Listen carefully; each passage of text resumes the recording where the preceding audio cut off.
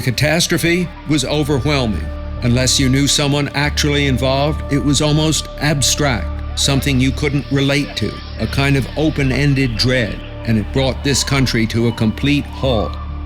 Like most Americans, racing drivers remember 9/11, where they were, what they were thinking. Well, I remember it vividly. I had taken my daughter to school, and my wife and I had a meeting back at the house. I was actually testing at a short track in South Carolina. I was just about ready to get in the car to go to the airport, and then I got a call that, turn on the TV, and it's like, what in the world? Katie and I were actually camping up at our property we had in Wisconsin. We didn't have a phone, we didn't have anything up there. I remember we were in Memphis, Tennessee, testing our Nationwide car. We called our 18-wheelers. We had 10 of them crossing the country. We said, put them into truck stops, put them into rest areas. America's under attack. It's under attack. It's under attack. I was in Dresden, East Germany, when we started to get word what was going on. It was pretty eerie, to be that far away from home and your loved ones and family, and have that going on. But we watched the towers burning, what went on in the streets, the sacrifice. It pissed you off. It made you want to go kick some ass, and it just infuriated you. And I remember it. That emotion is as clear to me today as it was then. As for sporting events, virtually all were canceled immediately. The stadiums stood empty. The racetracks fell silent.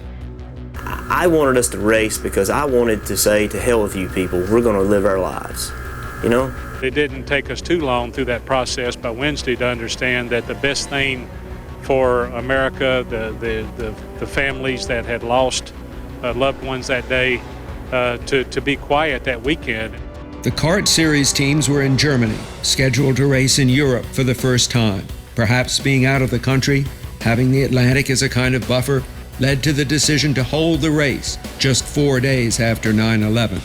I didn't know what the right answer was, to be honest with you. I didn't even give my opinion because I really didn't know, should we or shouldn't we? I remember it was a very awkward day, showing up on the grid, looking at those images. It was a mixed emotion, really. American flags went up. Some of the sponsors didn't care to be on the car. With 13 laps to go, the popular two-time champion Alex Zinardi pitted from the lead for a splash and go. Accelerating onto the track, he spun and was struck broadside by Alex Tagliani. He was leading, I was second. I passed him on the front stretch while he was in pit lane.